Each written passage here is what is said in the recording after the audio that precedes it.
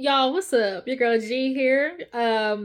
Just sitting here in the bed, y'all. Today I'm a little under the weather, not feeling too good, but I still wanted to come and talk to y'all about Loving Hip Hop Atlanta. The season has started, and I just gotta tune in because this Scrappy, Bambi, Erica storyline has got me bent. Okay, Diamond came on this episode, and I'm just like, "Ooh, you silly girl." Oh, you silly Rainbow Sheehan, Ross TJ Maxx girl. Oh my god. City Trends, Wet Seal 579 girl. Ooh, Diamond. Just it didn't turn out the way you thought it was, huh?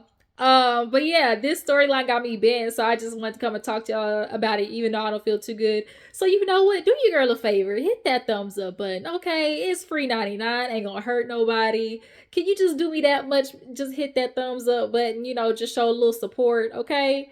I'm just over here dying, stomach hurt, got the cramps, just everything, just my neck and my back. I want 150,000. But yeah, you guys, let's go ahead and get into the episode. We open up with Spice. I think it was Spice, Shekinah, and Sierra. They have their kids. They're going golfing. Spice's kids are down because they're out of school. So, this is finally a chance for her to take them out on tour, especially after everything happening. She wants to spend more time with her kids. Sierra, y'all know she's going through a lot, just lost her grandmother. She's got these businesses, like she got kids. Sierra over there going through it. And Shekinah, we honestly don't get a lot of emotional story from Shekinah, but we finally did, towards the end of this episode. And it was nice because a lot of times we just see Shekinah as this loud woman, just crunk, always on 10. But the truth is, behind most people like that are, some of the, kind of biggest traumas. You're so big in personality, funny, outgoing, basically you laugh to keep from crying. But yeah, we did get a lot from Shekinah this episode, but nonetheless, she lets them know, like, I want to go to Belize and I want to bring y'all with me. And of course, they was like, shoot, passport ready. The girls got to keep the passport stamped. And so they go over there and talk while the kids play. And, Spice just kind of, checks in on Sierra, everything that she's doing, because she kind of talked about how her and Renni, she's going to invite Renni too, because they've kind of been on this, journey together. So, I've actually been very much a fan of Renni Rucci for a minute. Her song Can't Be, that's a bop. Um, yeah, Renni, I've always, been into her. So to see her getting more, scenes and just, getting into her life more, I'm definitely enjoying. And, we're getting a different Spice because Girl Spice last season, we was ripping you a new one because you was too much, okay? All hopped up on Mountain Dew. But nonetheless, Sierra's like, I would love to use this trip as an opportunity to try to get through some stuff. I'm going through a lot, and I clearly haven't grieved everything that's been happening with her grandmother. So we move on to this storyline with Mendeecees, Yandy and her cousin, aka sister. The sister comes to let her know that she basically isn't going to be able to carry the eggs because she has 5 more fibroids. And so it went from obviously not being able to have kids to not being able to have kids to now not being able to carry, and so having another surgery. So for women, that is a huge thing, where it's just like the stresses of having ovaries is just it's a lot sometimes, point blank period. But Yandy, of course, is like always going to be there for her cousin.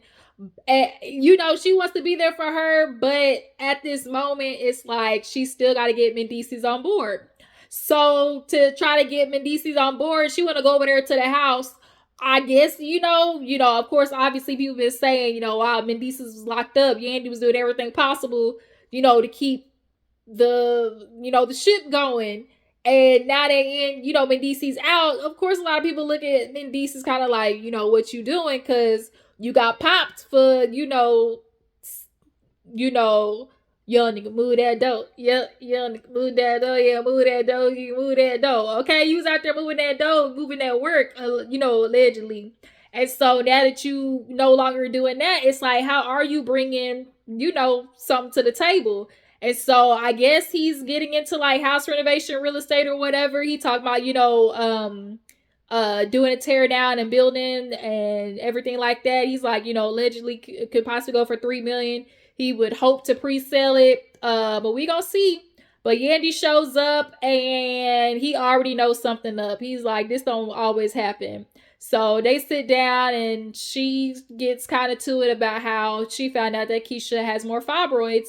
And, they're suggesting another surgery and all that type of stuff. And so Mendeecees is like, he kind of low-key, I don't want to say was happy, but he definitely was like, so that means you can't do it, right? She was like, no, that's not what it means. It just means that she won't be able to carry. So this is just even more the reason why I feel like I want to be there for my sister. He's like, man, y'all not even sisters. That's your cousin. You gonna keep reminding Yandy that's your cousin. And she was like, yeah, I just want to do this for her because a lot of women go through this. It's such a hard battle. And, she kind of gets Mendeecees with the fact that she was like, now, if you think about it, if we was reversed, hit the Uno reverse, if it was us, do you think Kisha would do this for us? And he thought about it and was kind of like, yeah, she probably would. And so they kind of like agree to, let's just start at the doctor's office, get more information and then move from there. And then to put insult to injury, she's talking about we gonna pay for it, and he like, yo, I done already heard that like this shit is expensive. And it's just like Yandy is doing a lot of offering up their services, but I know she's saying we gonna pay for it, but Yandy gonna pay for it is kind of what I'm hearing. Okay. But yeah, they agreed to start at the doctor's office. So after that, we're in Belize. Not Storm.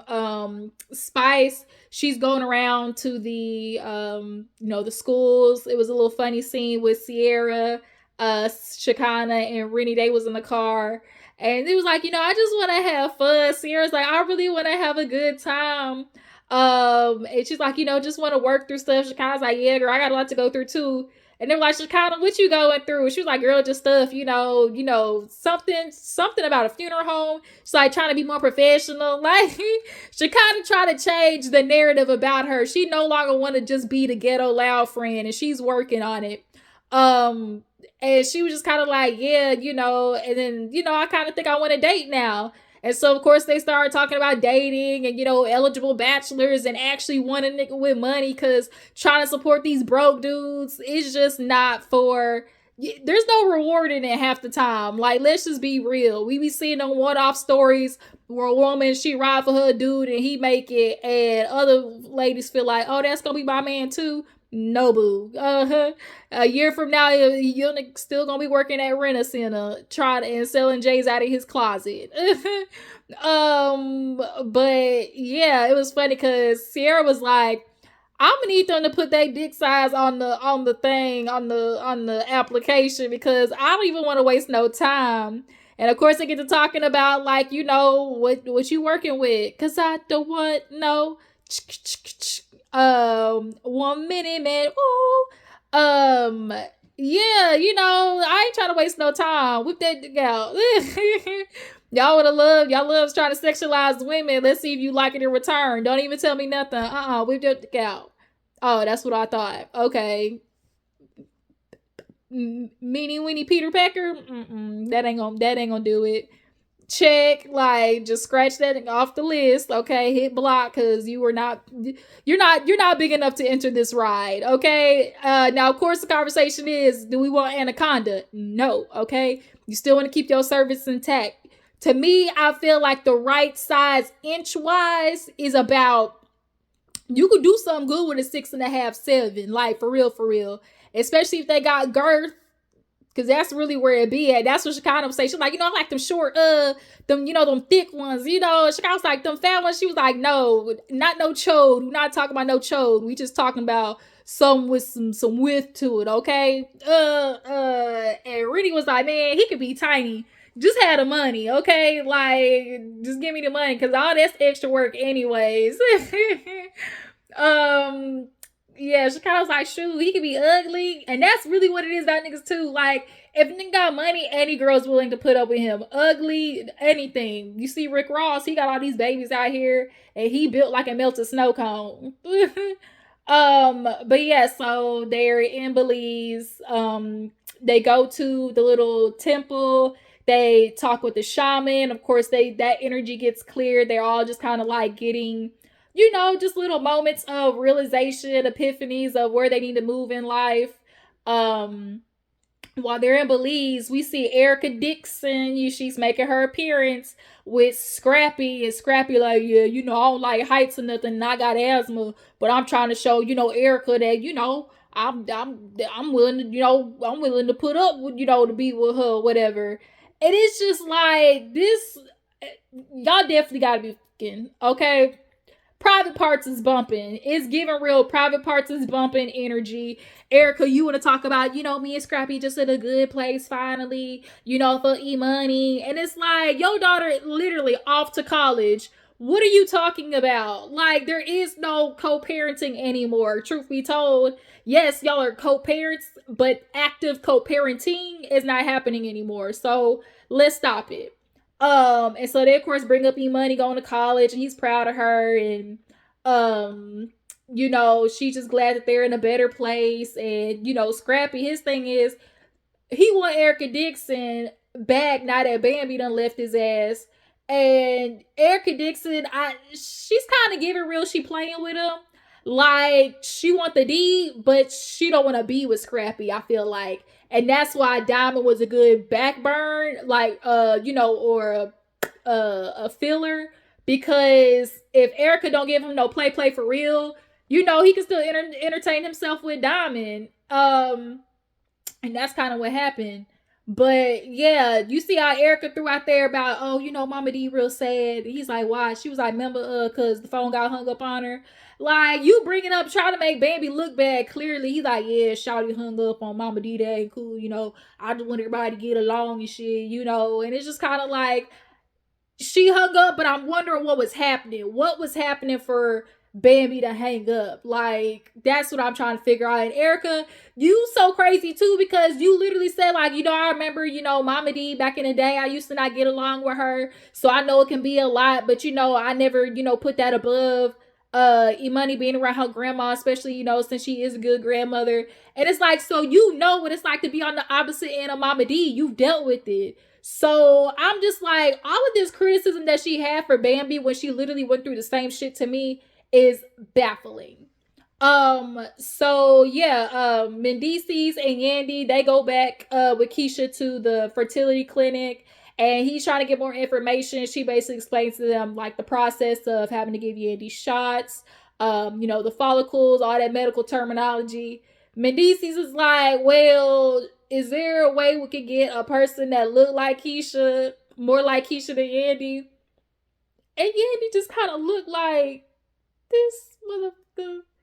No, Mendeecees, you can't get anyone to look more like Kisha than somebody with her DNA. Like, any way possible. He's like, I just don't want you having no kid out there, But she was crying. I feel like she be putting on the tears of trying to like get up Mendeecees. I'm just so thankful, I'm just so thankful, you would do so much for me. And not to say that she don't genuinely mean it, but she trying to get soften Mendeecees up. So after the appointment, she's thanking him and everything. He's just like trying to figure out, just the right way to go about things. Especially if they might need a surrogate. Because his thing was like, well, how much would it cost? Because I heard it start like 70 to 150. She's like, I don't want to tell you a price because, you need to talk to the surrogate agency. That's the best way. They'll offer price points and stuff. So yeah, Mendeecees is worried about that coin too. But yeah, after that, what else happened? Oh, Scrappy, we see is in this house. He living lavish now. He got this big ass house. How do you afford it? Did Mama D co-sign? Because we know your credit bad because you was homeless. You was sleeping at the hotel in the cars. So we not gonna forget that. All right, we not gonna forget that you was homeless after you and Bambi broke up, and you would sit there talking about, oh, Bambi lying about having to pay your half of the rent. But where your money at? Why you sleeping in your car if you affording rent more, if you paying mortgages? Ain't making no sense, Scrappy. But you got this big ass house now, and Diamond in there talking about, ooh, I want some sausage. He said, you want sausage? You know I love sausage. Just flirting and stuff. They just opting each other, and this is where I knew Diamond was. She was with the bullshit when it came for fighting for Scrappy with Erica. Cause she said, Miss Dixon, I saw you were out with Miss Dixon. Like it, Diamond definitely is understanding that it's not a competition, but she knows the place that Erica is in his life enough to be like Miss Dixon, you know. But he was like, yeah, we just went up to drop Imani off, college and everything. It's just good to be cool. Mama Deuce was there. She like Mama D, because Mama D loved Diamond now all of a sudden. And he basically like, man, I'm just trying to, be good because, there definitely was a time in my life where, I would just wake up and be like, dang, I really was, I really ain't married no more. Like, Scrappy really kind of told on himself in that scene because he trying to breeze past it because he's like, Shawty, I would, I went for a little bit, I wasn't good. I was waking up like, dang, I just was married, or it is very much, he's a lot of times he's be having a hard time sinking into the reality of losing their family with they bush because they always convince themselves that the woman's not going to leave. And a lot of men think the woman's not going to leave. When you have businesses together, you have kids together, they use them as a safety net. And then when women show these kids ain't no motherfucking safety net, they head spin. They don't know what to do and they start getting angry, which is kind of why Scrappy, I'm feeling like he tried to be slick with talking about, oh, when I get married, I'm gonna acknowledge this one. He literally tried to sit there and act like he's not gonna acknowledge the fact that he was married to Bambi. Salty, okay, pressed, panini. But yeah, he talking to Diamond about, I'm better now, I got my house, and with me and you, everything's cool. She's like, yeah, I was there with you, whatever, I know you was in a bad place, but you doing good now. And, he's like, yeah, I'm moving better and now I'm outside, And he was like, he said something to Diamond to the extent of, I'm hoping eventually, I'm gonna, you let me eat off your plate or something like that. She asked him something about a timeline. She's like, not that I'm, rushing or anything. It's given like she was trying to ask the timeline of how long he gonna be in this out here in the streets phase. That's what it came across to me as. But y'all jumped in the comments. In that scene, do y'all think Diamond was trying to test the waters or see the temp of how long he gonna be in his boy phase? But nonetheless, he like, yeah, we should do some fun one day. He's like, you ain't got no man or nothing, do you? She's like, nah, no entanglements. And they, like I said, she walked off like, yeah, I'm gonna go take a nap after eating or whatever. It's like they definitely was bumping uglies for a little bit. And Diamond, you thought because you had him first, that he was gonna come back to you. And sorry, got your feelings hurt. Yeah, niggas like Scrappy always want women around them and always need women to soothe their problems. And it's amazing how you sit here and talk about, oh, I want to work on me, but you still around with Erica and Diamond. Like, you need to stop and you need to go, celibate, mind your business, duck off, go to therapy, and for real, get your life in order, Scrappy. That's what a lot of you niggas need to do. But the problem is y'all need women around y'all to soothe your ego for when you ain't outside of that. But yeah, back to Belize after the ladies get done at the temple, they all in the car or whatever, and they just start talking about how, going forward, just trying to move different. And Sierra kind of reveals like, this is good for me because for her thing was like Eric, she'd been married to him. She trying to get a divorce, but because he's been so good with her grandmother's passing and been there, she don't want to kind of give off mixed signals or whatever. But at the end of the day, it's like she kind of know what do need to happen. She should learn when he said, "Oh, I never wanted a woman with kids anyway." Girl, you got what, 3, 4? The fact that he was like, I never wanted a woman with kids anyway. To me, that is a dead giveaway because it's like, if you didn't want a woman with kids, what's the reason why you ended up getting with Sierra? And it wasn't for no other fact than that he thought, it's a good look for me. You got with Sierra because it was, a part of the name. Like you wanted to be a part of the clique, the Love and Hip Hop crew. You used her for, her celebrity, point blank period. Men always want to be with the woman that makes them look good, and she, basically talked about, she got clarity with that. But Spice asked the perfect question. Do you think you are always like, or you're addicted to marriage or something like that? Because the truth is, Sierra don't ever stay single for long. She move on to the next nigga and is engaged always. And she said, she's like, me and Rennie talked about this. I have my trauma ever since, having a baby young and, or having an abortion, and you're just looking to try to soothe that pain. You feel like, love and just being, distracted with that honeymoon phase, that you're not going to feel the pain of the traumas. And Shekinah kind of spoke up, was like, yeah, we had kids young. And Spice was like, wait a minute, she was like, yeah, girl, I had an abortion at 15. She was like, wait a minute, Shekinah. She was like, girl, she's like, no, I didn't. No, she was like, not when you were 15, no. And Shekinah kept trying to brush it off, but I love how Spice, actually made her sit in it, because a lot of times, you do try to just brush off stuff to not feel the pain of it.